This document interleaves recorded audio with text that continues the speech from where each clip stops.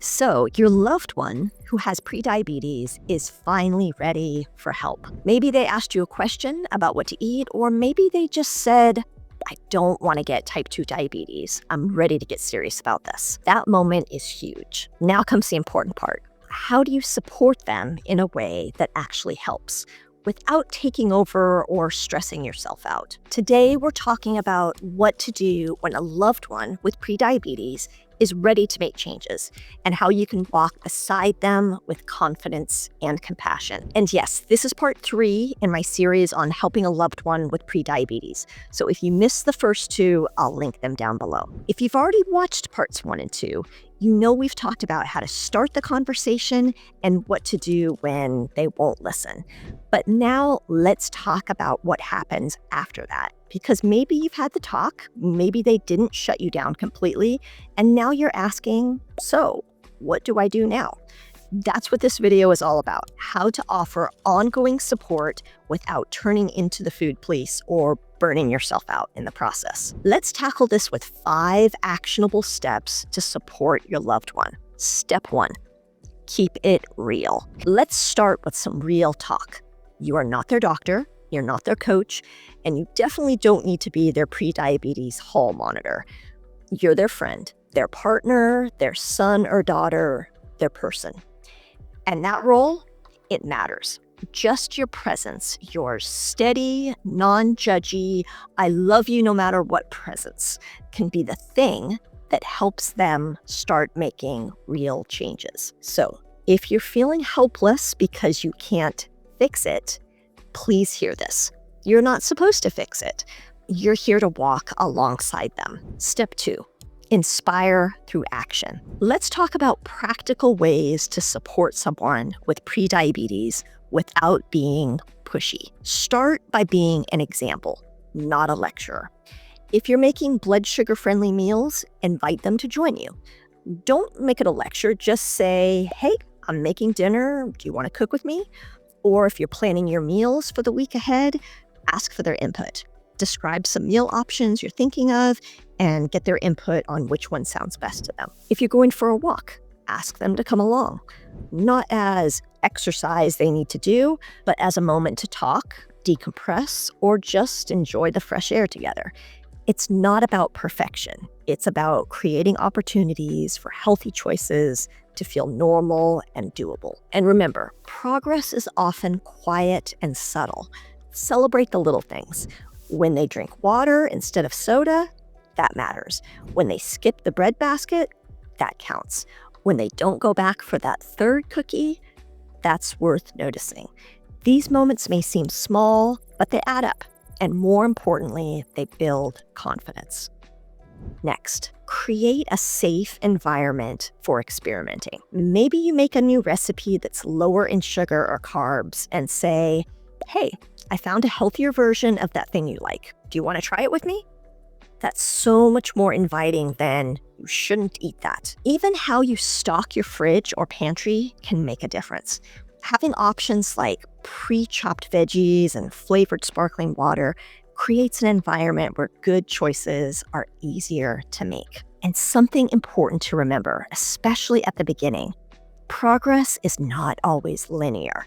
It's normal for things to go 2 steps forward, 1 step back. A slip-up doesn't mean failure. It means they're human. What matters is helping them feel safe to keep going. Bottom line, inspire them with curiosity and kindness, not control. The more natural and pressure-free these changes feel, the more likely they are to stick. Step 3, respect their autonomy. One of the hardest parts of helping someone with prediabetes is respecting their autonomy, especially when you know how serious this is. But here's the truth. People make changes when they're ready, not when we think they should. So ask permission before you share something. Say, hey, I saw this video on prediabetes. Would you want to watch it together? Or would it be okay if I shared an article that made me think of you? That simple step, asking, shows respect, and that builds trust. Also, let go of outcomes. You're not a failure if they don't change overnight. You're planting seeds. Some take longer to grow than others. And just like progress isn't linear, their need for your input won't be either. There may be times when they really want your help, ask for advice, or lean on you for support, and other times when they seem to pull back or need space. That's okay. It doesn't mean you did anything wrong. It might just mean they're processing, trying to regain a sense of independence, or figuring out what works for them. Giving them room to do that while keeping the door open can be one of the most powerful things you do. Sometimes your quiet presence speaks louder than words. Step 4. Encourage professional support and tools. Now, when they are open to more support, help connect them to real, reliable resources. Let's go over 3 tips here: free support, books, and coaching programs. Start simple with free, ongoing tips. My newsletter is a great place to start. It's packed with blood sugar-friendly ideas they can try at their own pace. And of course, my YouTube videos are here to support them without pressure. If they're readers and they ask about book ideas, then books like Ben Bickman's Why We Get Sick or Jason Fung's The Diabetes Code are really helpful. These books break down insulin resistance in a way that's eye-opening but approachable. Another powerful option: continuous glucose monitors, or CGMs. These little devices let you see your real-time blood sugar response to food, stress, sleep, and exercise. And they are not just for people who have diabetes. There are just recently specific versions developed for people who are not on insulin, and they are powerful for learning. It can be eye-opening and motivating. Again, you don't need a diagnosis of diabetes to use one. More and more people with prediabetes are using CGMs as a learning tool. I have several videos on CGMs, so check out my channel for those. And lastly, if they're open to working with someone, then coaching programs can make a huge difference.